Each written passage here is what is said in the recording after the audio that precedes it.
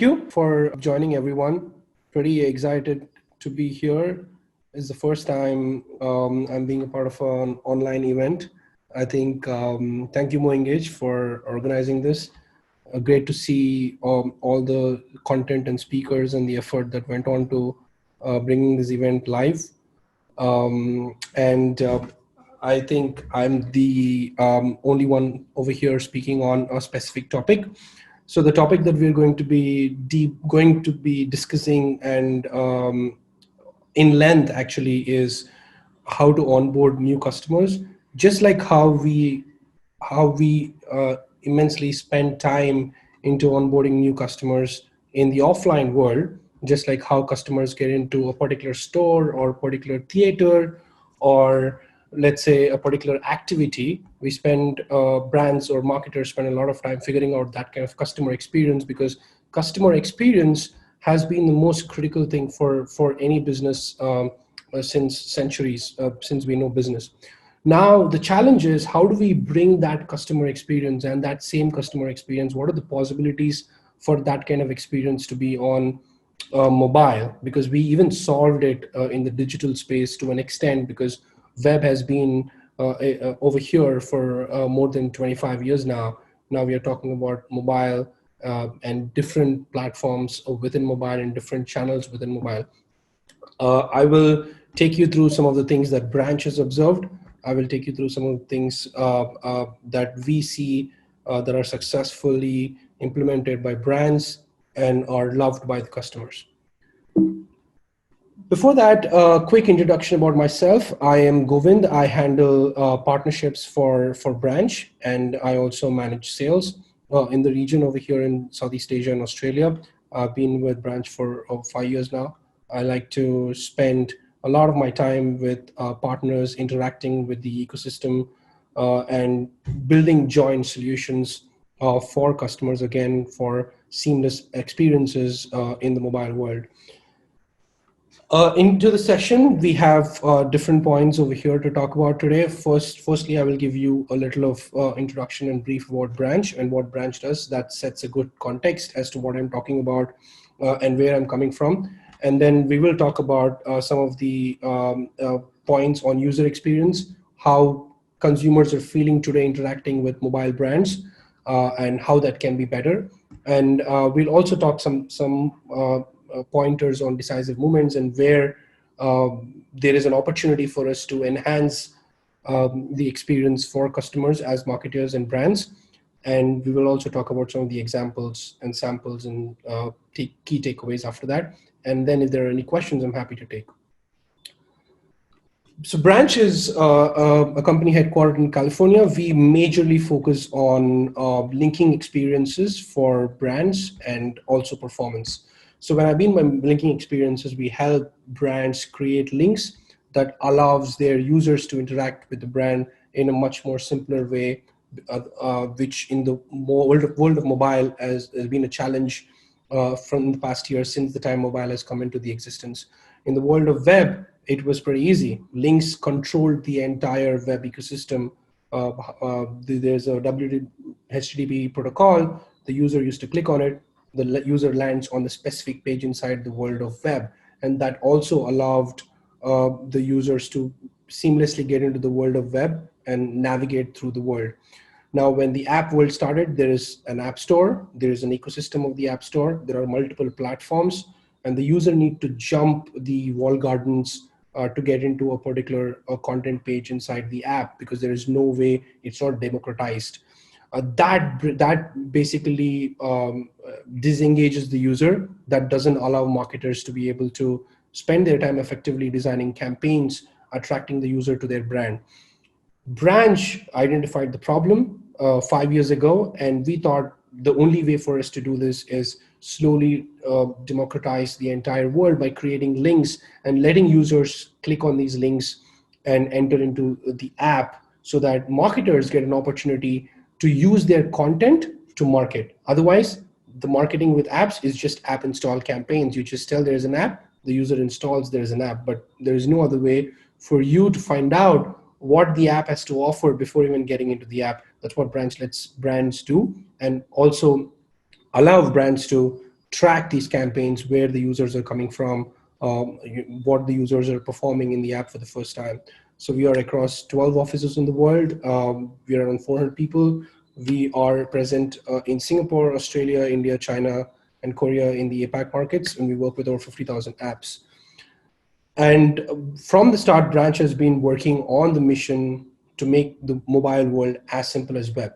And how we do it is through providing seamless user experiences and measurement for brands via links. That links work across platforms and channels so that the user routing becomes much more easier. Let's talk about some of the areas that impacts the business. So the three areas. One is linking.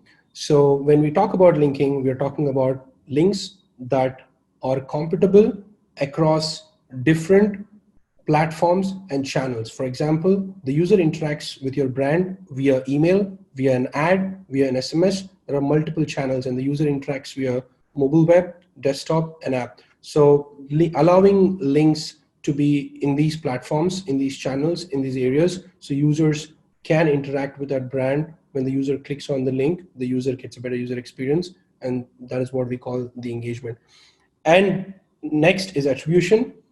Once the user clicks on the link, what is the user doing? Where is the user going?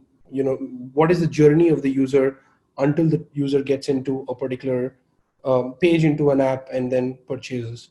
And Branch tracks this, tracks the results, and ensures that the entire ecosystem is taken care of in terms of attribution. For example, if the purchase came from an ad, and which ad partner, if the purchase came from an email, which campaign, all of those details can be tracked using the platform. And the third and most important thing that is more proprietary to Branch is its persona graph. Because billions of users across the world are clicking on Branch links, we are actually able to create a graph of these users that will in turn allow us to show a better accuracy in attribution and linking. So I'll give you as an example, and this is pretty crucial for everyone to understand before we get into the customer experience, is if the user clicks on a link, the crucial element there is whether to find out whether the user has the app or not.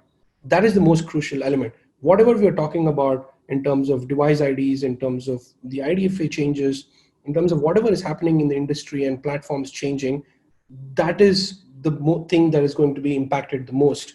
If the brand doesn't know whether the user has the app or not during the time the user clicks on it, that decides the fate of the user experience. If the brand knows, then the brand is able to take the user into the app, or brand is able to design a parallel better user experience that will allow the user to still stick with the brand. Brand is able to still provide a better experience.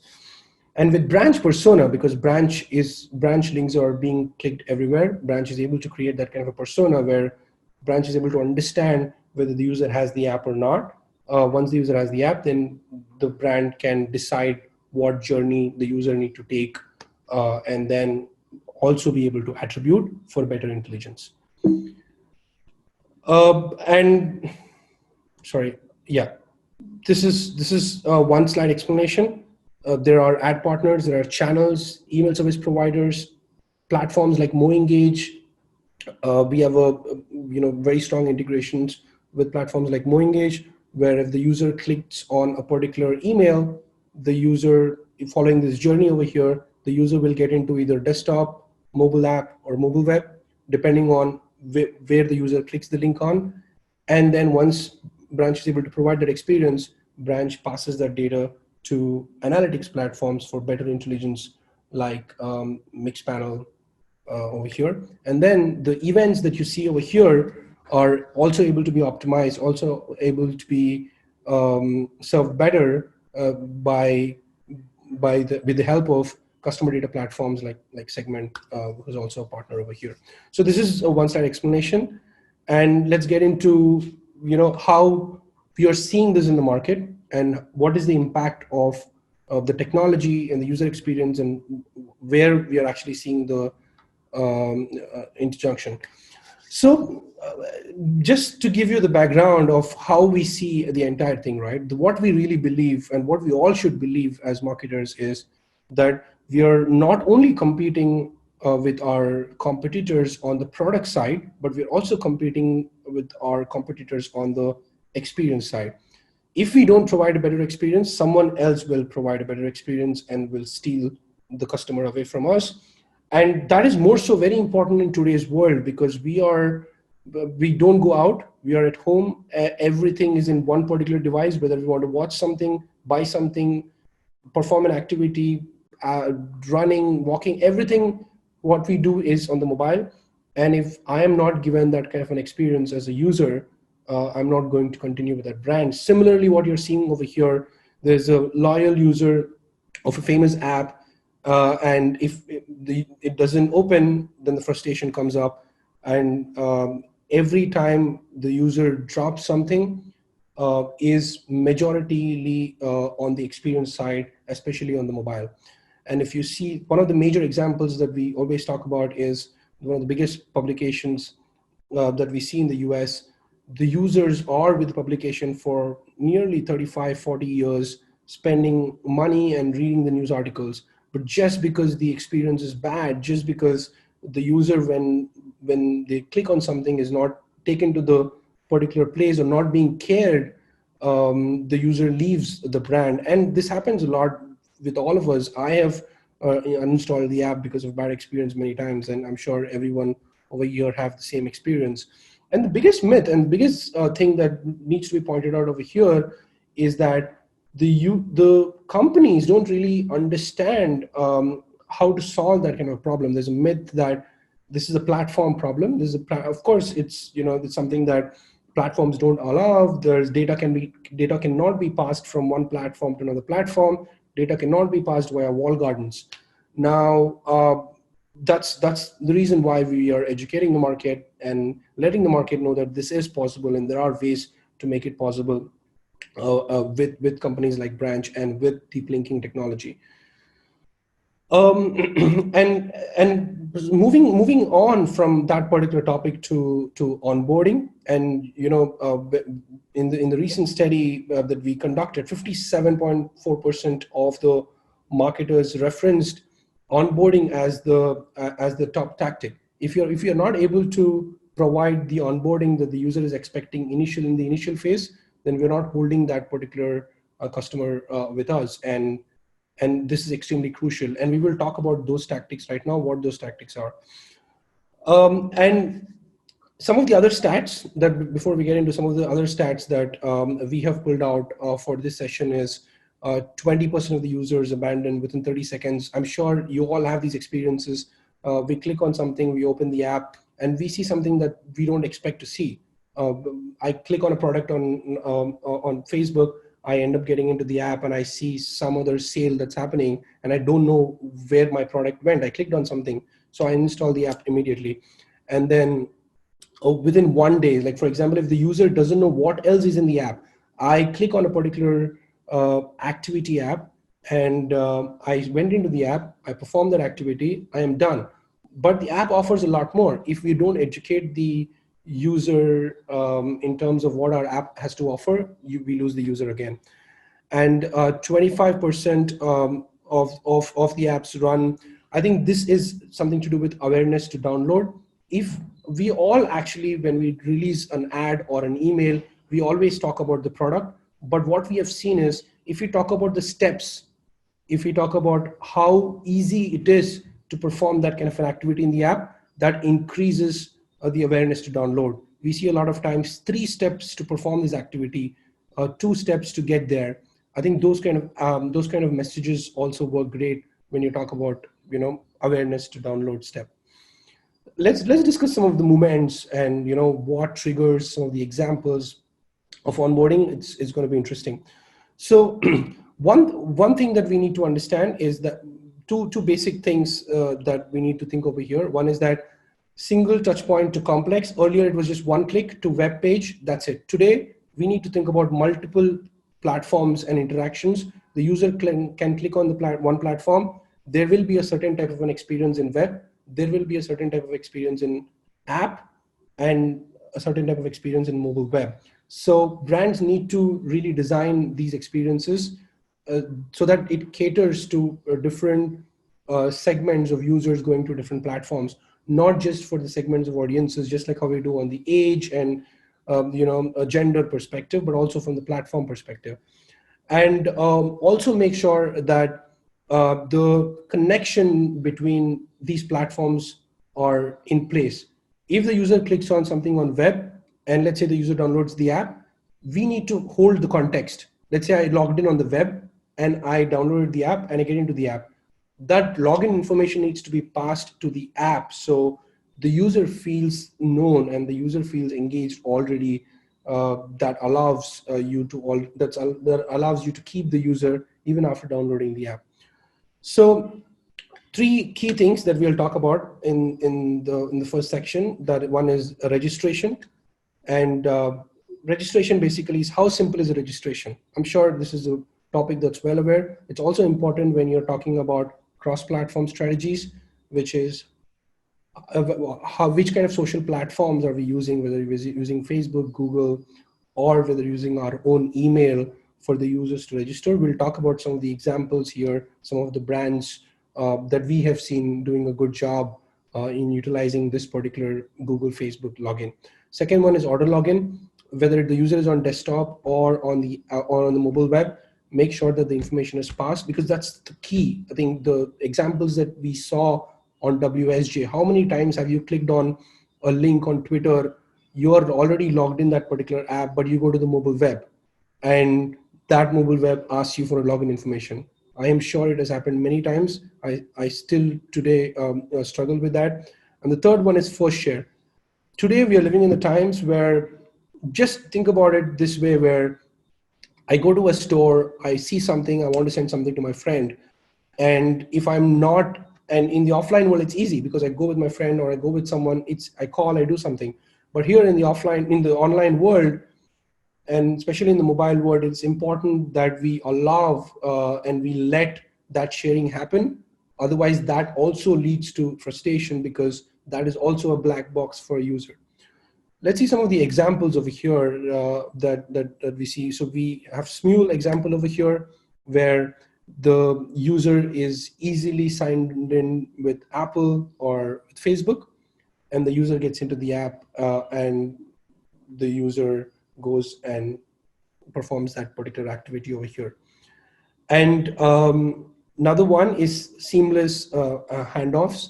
We are talking about sharing. We are talking about going from one app to another app, how easy it is to get out of that particular app and perform that activity based on the information that your app provides. Very relevant to companies like short videos, very relevant to companies like the shopping e-carts, and then ingredients. As you can see over here, there is Instacart and Yummly's example, where the user goes and looks for ingredients, the user adds ingredients, and then immediately the user goes to an e-cart where the ingredients are already added. That's much better experience for a user when the user is looking to search for a particular recipe and also buy the same.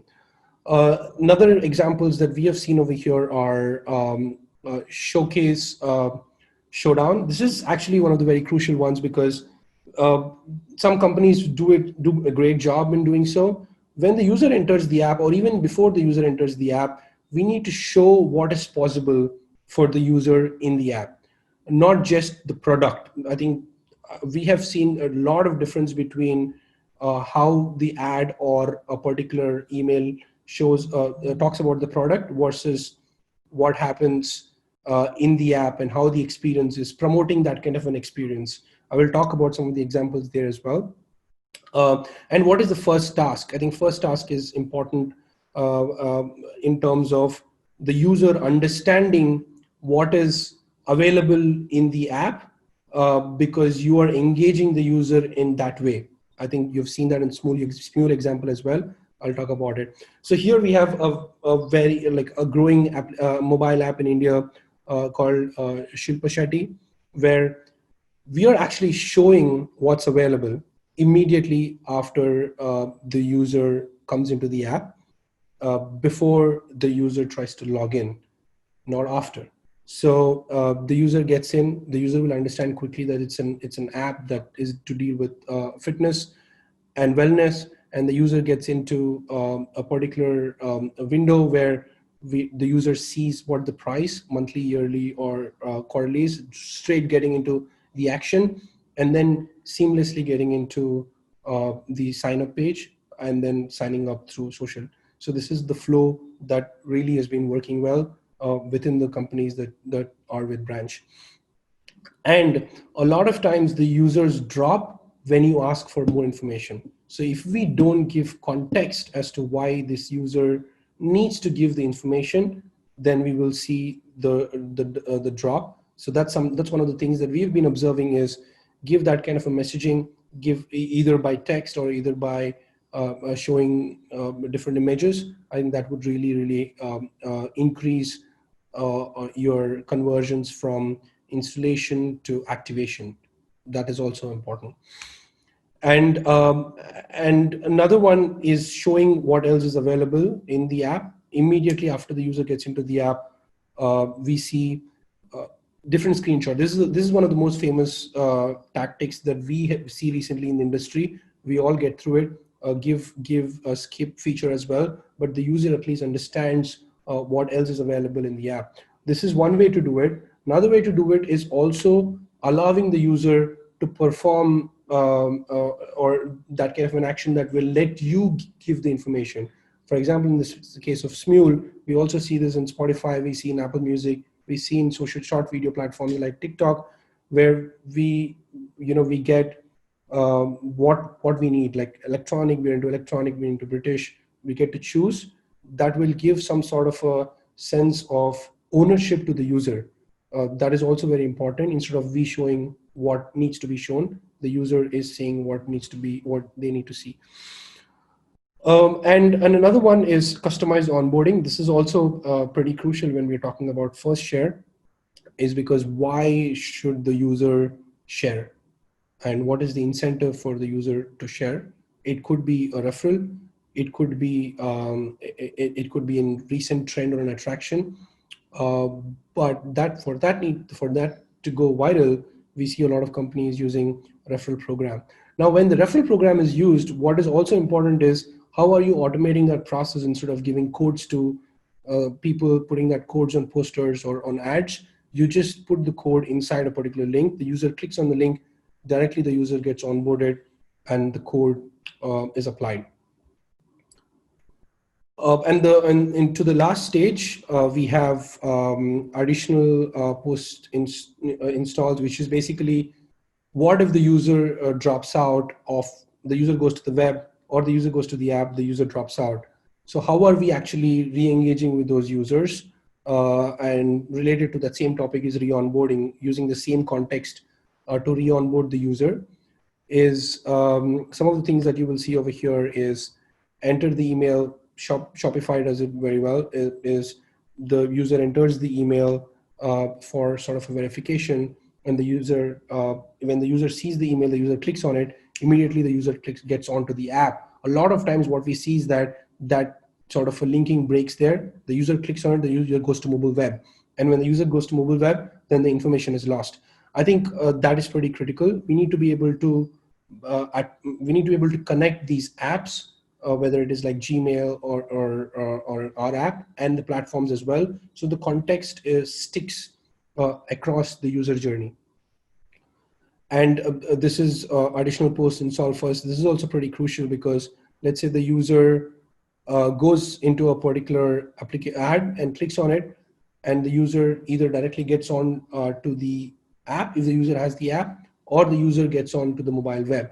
Now, if the user gets onto the mobile web, what are we doing for that user to be in the app? If we really want to convert that user into the app, then we can show banners into to that user. The user clicks on the banner and then gets into the mobile app. We are basically controlling the entire journey, regardless of whether the user has the app or not, with the experience, and that experience is crucial. And SMS, and I think a lot of other factors come into this picture. Push notifications. How are we ensuring that the context doesn't break? with the context, with that experience, we are still engaging with the user. And some of the other areas that we can always talk about and channels we can always talk about is desktop. We see a lot of companies like Optus in Australia, Zomato, Carousel, all of these companies really have a big desktop presence. And it is imperative for them to really engage with those kind of users as well, whether it is directly showing up an option there to send a text link to the mobile app, or by sending them an update order. For example, let's say someone has ordered something on Grab Food or Zomato, or any other Yelp sort of a platform on the desktop. The user gets a link on the mobile, the user clicks on it, can directly download the app and check the order confirmation on the mobile. So, and last thing that we want to talk about is lead with benefits and not features, because uh, benefits are the ones that will let the consumer or user stay in the app. Of course, steps and the experiences are the ones that let the user come into the app and stay for the first 24 hours maybe. But what really lets the user be in the app is the benefits. So if you see Airbnb example over here, as soon as the user gets in, the user sees homes, experiences, restaurants, and anything that Airbnb has to offer right at the front page. So user is aware that these are the ones they can always get to. So final slide is key takeaways. We spoke about speed. How is the user getting? How fast is the user getting into the app? We spoke about control, where the user needs to feel that they are in control. They are asked, and the intent is in their hands to perform any activity. And we spoke about the flow, where the flow needs to be extremely seamless, regardless of which platform the user is in. We are recognizing the user's platform, and reiterating that the user can still go into different platforms with the same and good user experience. Simplicity, keep things simple in terms of logins, in terms of order logins, so the user doesn't feel that your app is not as complicated, even when they have to be an active user. And the last one is flexibility. The user, let's say the user is on web, whether the user is on web or app, the user needs to feel that it's flexible. Sometimes I go to Google Chrome, or I go to Apple search and I search for something, I go to mobile web. Now, when I'm on the mobile web, I still scroll the content, and I add something to the cart, and then next day I go to the mobile, and that information should be available in the cart already, or the information should say that you've added this thing to the cart. Do you want to continue the purchase over here? I think that kind of flexibility needs to be there across these platforms. That will allow the user to be engaged in the first few hours, and onboarding becomes the factor that will let the user stick to the brand more continuously. So that's the slides that I have for you. I hope I hope it was helpful. I hope you took away something. If you really have any questions, feel free to reach out to me. I'm happy to take them. So I think one of the questions that I have over here is, I know that some of your questions are answered by the team over here, but I can just see one question over here. Correct me if I'm wrong. What are the branch big threats to each local market? I think I'm not really sure if I need to call that as threats, but each market behaves in a different way. If you're talking about a market like, let's say, Indonesia, it's a mobile first market, and the users in a country like Indonesia would be very mobile savvy. They would just have a mobile app, and they know that the app is available and the features are available because their first experience with internet is on mobile. But when you're talking about a market like Singapore or a market like Australia, there needs to be an education on the platform. And some of the things that we spoke about on flexibility becomes more crucial in such markets. I hope that answers. If there is anything else in terms of questions, please let me know, the team, but I can't see much of the questions over here. Thank you. Hey, Govind? Yeah. Okay, there's one question over here. Basically, just one moment. Vipavini is asking if you can give an example of one of your best campaigns utilizing branch links. Great.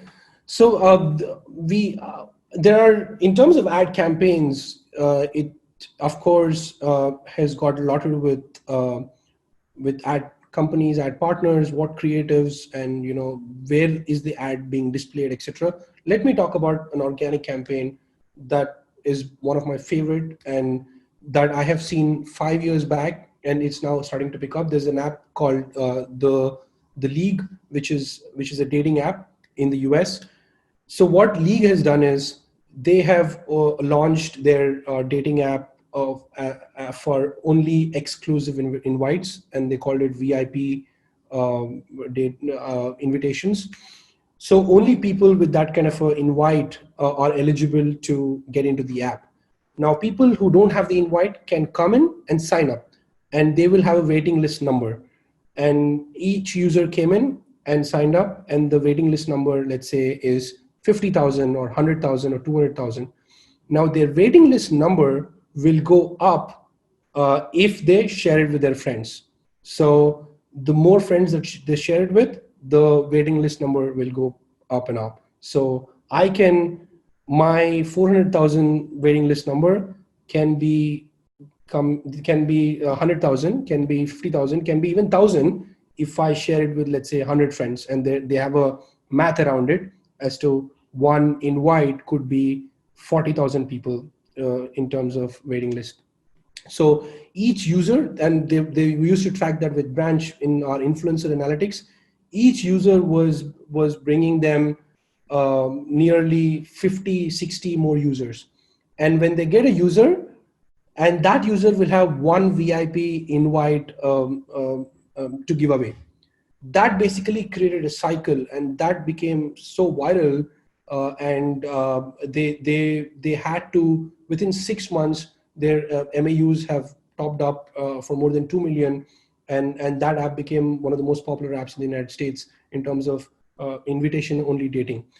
So that's, I think, the point there to creativity and the usage of technology and how seamless they have used that as a form of marketing to attract users. And not only that, but they also went on winning a lot of awards to show that kind of a creativity. Thanks, Govind. There are still a couple of questions coming in on the Q&A for you.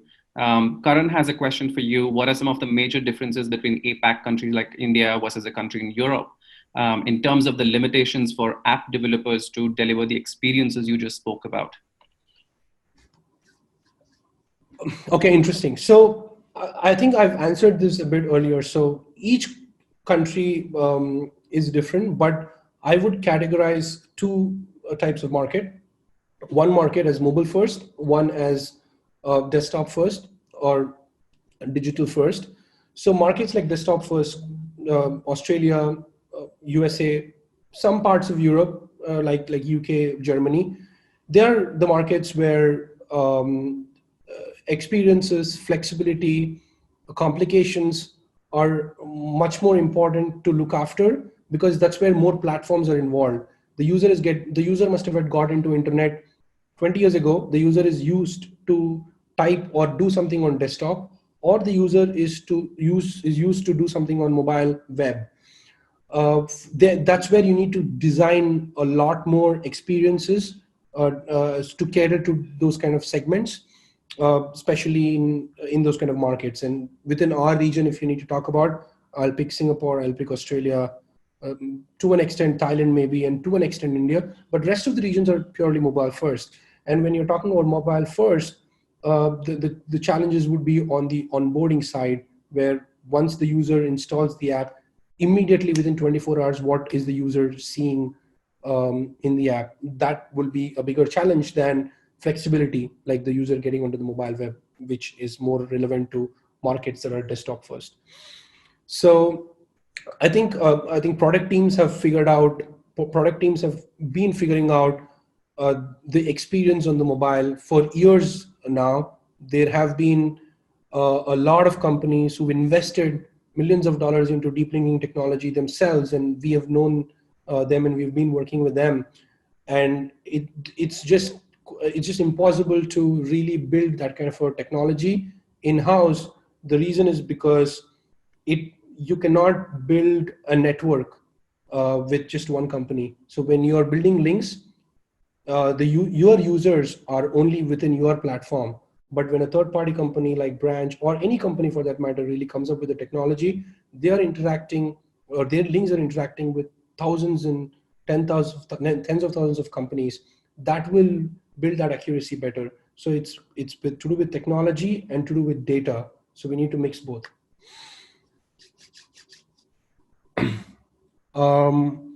Okay, I can see the questions now.